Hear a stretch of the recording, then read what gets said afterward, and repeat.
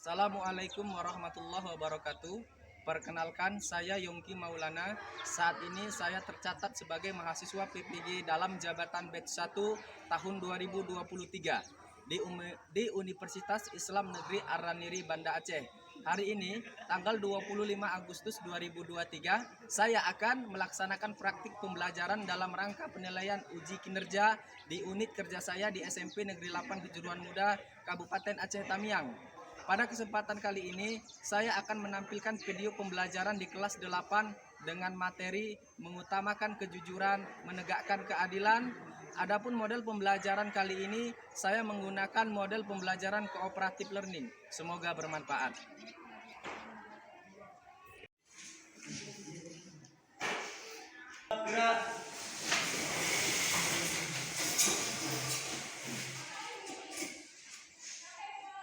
Salam.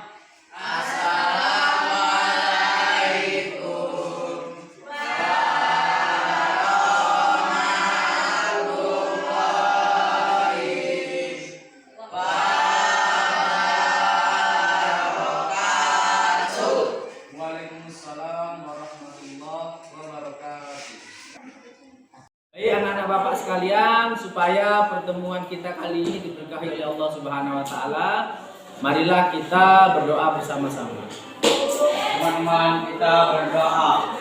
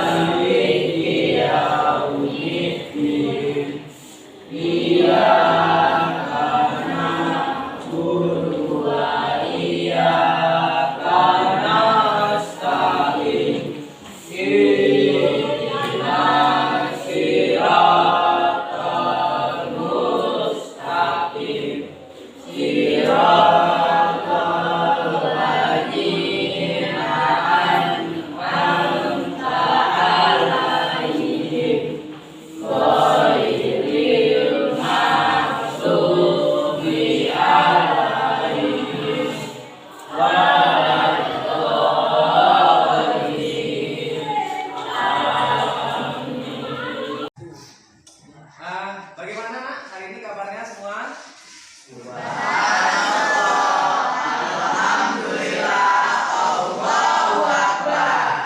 Jadi semuanya sehat semua ya? Sehat. Jadi kesehatan adalah harta yang paling berharga yang saat ini masih kita miliki, sehingga kita semua dapat hadir di sekolah yang sangat kita cintai ini ya, dalam rangka melaksanakan kegiatan belajar seperti biasa ya. Jadi itu adalah salah satu hal yang harus dan sangat kita syukuri ya, karena dengan adanya kesehatan kita dapat menjalankan aktivitas kita dengan baik ya. Jadi kalau badan kita nggak sehat, pasti saat ini kita tidak bisa hadir di sekolah. Mungkin kita terbaring di rumah ya, atau kita sedang menjalani perobatan barangkali di rumah sakit. Jadi kesehatan itu adalah hal yang harus dan sangat kita syukuri ya. Baik, jadi di sini Bapak absen dulu nak ya.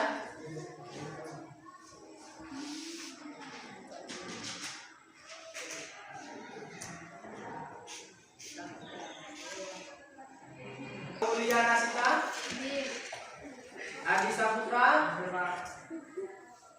Afifa Rizky Naibaho, Airil Denda Saputra, Alpino Pranata, Andini Putri, Anggun Yulia Rahman, Arifudin Amri, Arya Ramadan Saputra, Dapi Raditya, Devi Ramadhani, Desti Nabila, Dwi Ramadhani, Tidak datang ya? Apa keterangannya? Alfa. Baik, Ferdi Kurniawan. Hadir Pak. Saldian Saputra. Ikrar Pradana. Lodia Revalina. Tidak ada satu orang ya teman kalian ya. Dan Alfa. Ada yang tahu dia kemana? Jadi teman kalian tidak ada satu orang. Ya. Jadi keterangannya Alfa. Nah, anak-anak bapak sekalian, jadi di sini bapak mau tanya ini. Bapak mau tanya mengenai pertemuan kita pada materi yang lalu. Ada yang masih ingat materi yang lalu? Yaitu masalah apa? Menghindari minuman keras, judi dan pertengkaran. Coba bapak mau tanya ini. Kira-kira mengenai materi yang telah kita pelajari yang lalu, ada yang masih ingat? Bapak mau tanya, kira-kira apa dampak buruk atau efek negatif bagi orang yang mengkonsumsi minuman keras? Coba bapak mau tanya, ada yang bisa jawab? Ya, silakan Desti Nabila. Kira-kira apa dampak buruk daripada orang yang mengkonsumsi minuman keras? Apa? Dampak buruknya adalah menghilangkan akal sehat, Ya. merusak kesehatan, Ya. menimbulkan perkelahian, Ya. dan memicu perbuatan maksiat. Iya, bagus. Masih ingat ini? Bapak tanya satu lagi. Tadi yang perempuan sudah jawab. Sekarang bapak tanya yang dari yang laki-laki, masih ingat nggak dengan materi yang lalu? Pertanyaannya, tadi kan masalah apa ya? Masalah minuman keras. Coba kira-kira apa dampak negatif bagi orang yang melakukan perjudian? Siapa yang bisa jawab? Angkat tangan. Ya, silakan Eril. Apa Eril? Harta menjadi habis cara berjudi. Iya. Pikiran dipenuhi dengan angan-angan kosong. Ya. Dan hancurnya keutuhan rumah tangga. Iya, baik sekali itu lah. Berarti masih ingat ya. Pedagang. Yang bapak tanyakan, apa hubungan gambar ini dengan perilaku jujur? Apa hubungannya? Jadi, hubungannya apa? Hubungan antara gambar di situ dengan perilaku jujur yang sedang kita bahas di materinya. Apa hubungannya? Iya, baik sekali. Ada yang bisa menambahkan? Ferdi, kira-kira ada yang bisa ditambahkan nggak? Kata si Andin tadi, dia seorang pedagang menimbang harus jujur. Apalagi yang bisa kamu tambahkan dari gambar ini? Dia menimbang dengan jujur dan baik dan benar. Iya, dia menimbang dengan jujur, dengan baik dan dengan benar. Itu yang pertama dari segi timbangannya. Ada nggak dari sisi lain yang bisa kamu lihat dari gambar ini? Dari sisi yang lainnya apa kira-kira? Ayo, ada yang bisa jelaskan nggak? Ayo nak. Aulia, Nasita. Dari sisi lainnya apa nak? Ayo. Siapa yang bisa jawab? Adi. Dari sisi lain. Dari kualitas buah. Ini buah apel ya, apel hijau. Apelnya masih segar ini Pak, baru tadi sore dipetik. Nah ya kan, nggak taunya apelnya sudah 2 bulan yang lalu. Ya kan, dia juga berkata apa adanya sesuai dengan kenyataan yang ada. Tidak berbohong. Baik, selanjutnya kita bahas masalah apa pengertian daripada adil. Bapak mau tanya sama si siapa ya? Susilawati. Apa pengertian adil nak? Memberikan hak kepada orang yang berhak menerimanya. Iya. Adil berarti memberikan hak kepada orang yang berhak menerimanya dan meletakkan segala urusan pada tempatnya. Nah, yang Bapak mau tanya, di sini ada gambar seorang pria sedang memegang sebuah kartu berwarna merah. Apa hubungannya dengan materi kita pada hari ini, masalah adil? Apa hubungannya? Ada yang bisa jelaskan? Ayo silakan. Ada yang bisa jelaskan nak? Bapak mau tanya sama Arifudin Amri. Apa nak? Di sini ada seorang apa nih? Wasit. Apa hubungannya dengan keadilan? Ayo. Ayo, ada yang tahu? Nah, Bapak jelaskan. Ya.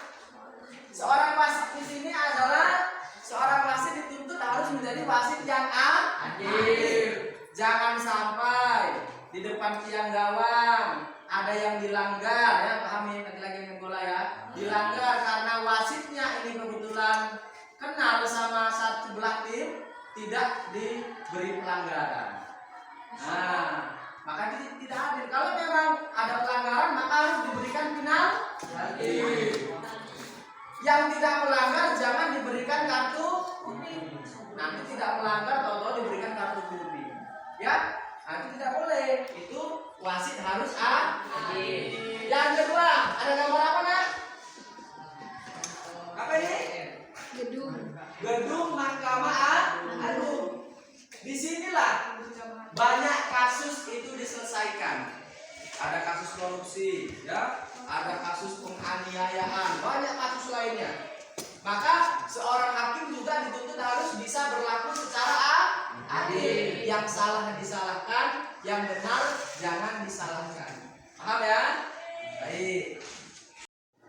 Ya, harus bertata krama dengan teman, dengan guru, dengan baik. Selanjutnya, cara menerapkan kejujuran di rumah. Cara menerapkan kejujuran di rumah apabila diberikan uang oleh orang tua untuk belanja, membeli sesuatu, misalnya membeli gula atau membeli kebutuhan rumah, itu memang harga barangnya harus sesuai dengan harga yang dibelikan di kedai. Kalau harga gula 10.000, maka bilang sama orang tua harganya 10.000. Jangan dibilang orang tua harganya 8.000, 2.000-nya dikantongi, itu nggak boleh. Itu namanya tidak jujur. Paham ya? Jadi itu ya. Contoh kejujuran di sekolah, contoh kejujuran di rumah. Dan Bapak harap itu dapat dijalankan atau diaplikasikan nanti di dalam kehidupan sehari-hari, agar orang dapat percaya kepada kita, agar orang dapat menyenangi, menyukai tingkah laku kita. Tapi kalau orang yang tidak jujur, orang yang tidak adil, sudah pasti kita dijauhi oleh orang lain. Orang akan benci semua kepada kita. Mau nggak kalian dibenci oleh orang lain? Itu hal yang sangat tidak mengenakan ya. Tapi kalau kita disenangi oleh orang lain, maka itu kehidupan kita akan terasa lebih nyaman, lebih enak ya. Tapi kalau kita dibenci oleh orang lain, rasanya dunia ini terasa sempit ya. Jadi sifat jujur dan sifat adil itu harus bisa kita terapkan di dalam kehidupan kita sehari-hari. Baik. Nah, jadi tadi sudah Bapak jelaskan ya masalah jujur dan adil. Jadi sekarang kesimpulannya ya. Jadi kesimpulan pelajaran kita kali ini adalah bahwasannya yang pertama pengertian jujur ya. Jujur itu apa tadi? Jujur nak? Jujur adalah apa nak? Jujur adalah apa adanya dan sesuai dengan kenyataan ya. Jujur itu adalah apa adanya dan sesuai dengan kenyataan ya. Yang kedua, adil tadi apa nak? Adil nak? Adil apa tadi? Kelompok bang? Adil apa tadi?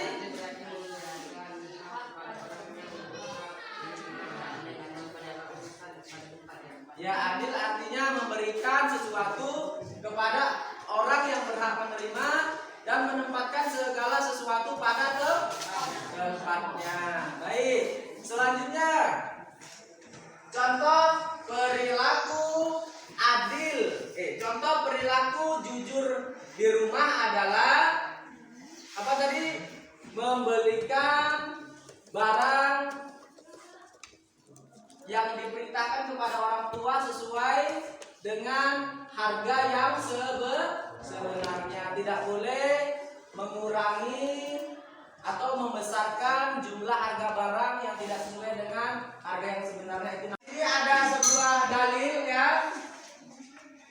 sebuah firman Allah Subhanahu wa taala di dalam Quran surah Al-Maidah surah kelima ayat 8. Coba dibacakan. Bismillahirrahmanirrahim. Ya ayyuhalladzina amanu kunu qawwamina lillahi syuhada'a bil qisti wala yajri manakum sana'anu qaumin ala alla ta'dilu i'dilu wa aqrabu littaqwa wattaqullah.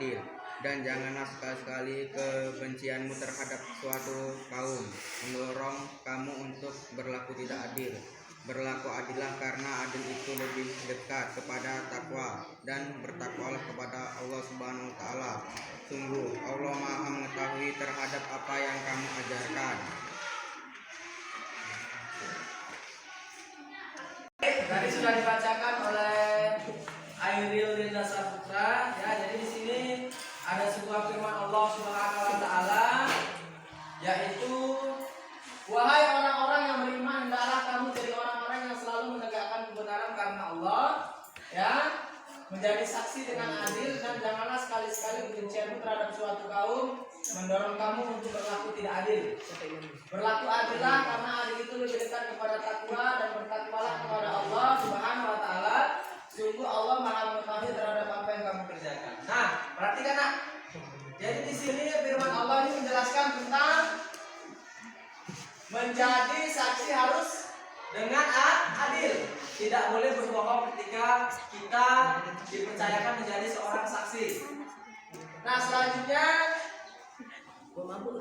apabila kita menjadi seorang pemimpin, berlaku adil ya, walaupun yang dipimpin itu berbeda suku atau berbeda ras, bahkan berbeda agama dengan kita.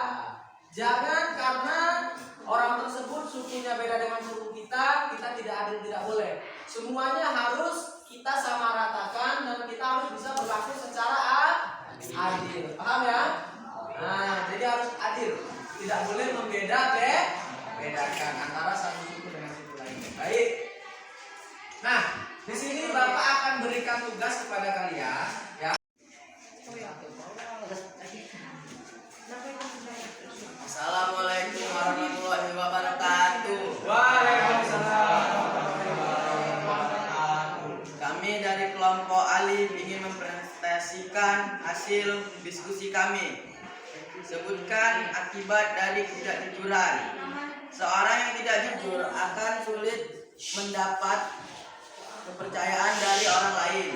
Sementara orang lain yang pernah dibohongi akan merasa kecewa dan sakit hati. Kepercayaan tidak bisa dibeli dengan uang. Kepercayaan akan muncul jika seseorang jujur. Berikutlah dari diskusi kelompok alif saya akhiri. Assalamualaikum warahmatullahi wabarakatuh. Nah, tadi baik, satu kelompok sudah maju ya. Dari kelompok alif tadi sudah maju, dilanjutkan kepada kelompok berikutnya, kelompok sa. Silakan.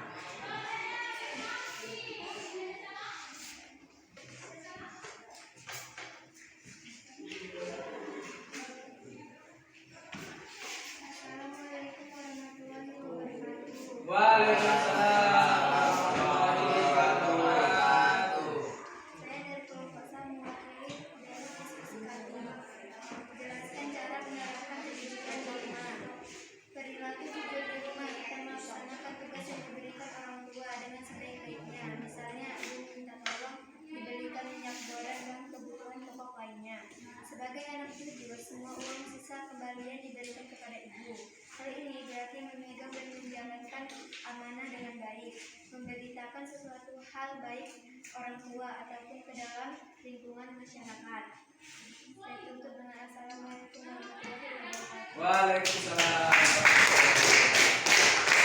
Baik, tadi kelompok sa sudah maju, bagus sekali jawabannya. Hasil diskusinya. kita lanjutkan kembali kelompok Ba. Silakan maju kelompok Ba.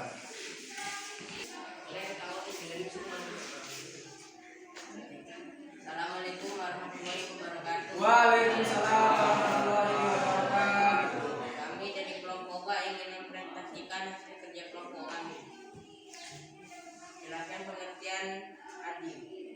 Adil berarti memberikan hak kepada orang yang berhak, menerima, menyatakan segala urusan kepada tempatnya. Nah, baik, kasih tepuk tangan. Saya tutup dengan assalamualaikum warahmatullahi wabarakatuh. Waalaikumsalam. Okta, silakan nak. Maju.